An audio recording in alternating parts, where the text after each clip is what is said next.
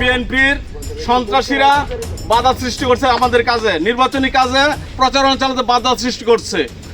এই ইট এবং বালু ফেলে দিয়ে গেছে যাতে আমরা আমরা বসতে না পারি, আমরা কার্যক্রম চালাতে না পারি। নারায়ণগঞ্জের রূপগঞ্জ উপজেলার দাউদপুর ইউনিয়নের হাঙ্কুর এলাকায় বাংলাদেশ জামায়াতে ইসলামীর অস্থায়ী কার্যালয় বন্ধের হুমকি ও বাধা দেওয়ার অভিযোগ উঠেছে স্থানীয় বিএনপি সভাপতির বিরুদ্ধে।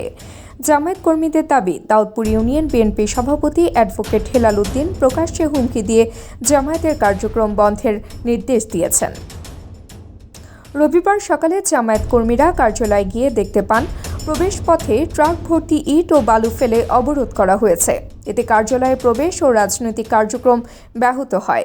জামায়াতের অভিযোগ, বিএনপির নেতাকর্মীরা রাতের আধারে এই বাধা সৃষ্টি করেছে। তবে অভিযোগ অস্বীকার করে অ্যাডভোকেট হেলাল উদ্দিন বলেন, ইট বালু কারা রেখেছে তিনি জানেন না। রূপগঞ্জ থানার ওসি সবজেল হোসেন জানান, বিষয়টি তাদের নজরে এসেছে এবং অভিযোগ পেলে তদন্ত করে আইনগত ব্যবস্থা নেওয়া হবে। আপনারা দেখতে পাচ্ছেন এটা হলো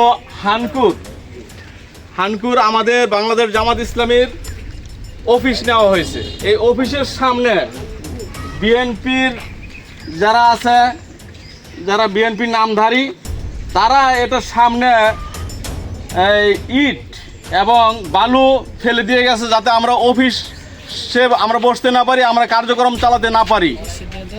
আমরা অত্যন্ত দুঃখের সাথে জানাচ্ছি, আমাদের এই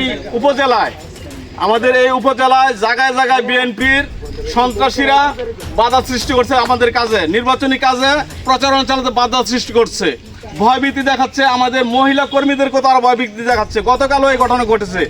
আমরা গতকাল ডিসি স্যারের রিটার্নিং অফিসারের উপস্থিতিতে আমরা আমাদের প্রার্থী আনোয়ার হোসেন মোল্লা ভাই ওইখানে অভিযোগ করেছেন। তারপরও আজকে এই ঘটনা ঘটেছে যে তারা রাত্রের অন্ধকারে আমাদের অফিসের সামনে বালু ইট রেখে আমাদের অফিসটা বন্ধ করে দিয়েছে। আমরা বলতে চাই যে নির্বাচনে যদি লেভেল প্লেইং ফিল্ড না তৈরি করা হয়, তাহলে যে আগে যে ফেসিবাদ ছিল এই ফেসিবাদ অব্যাহত থাকবে।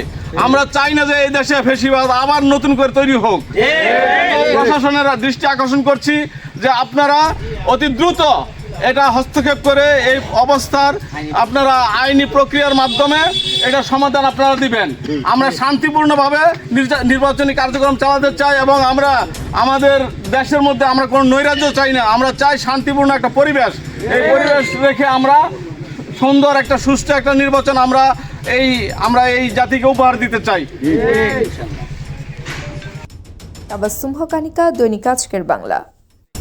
দৈনিক আজকের বাংলা .net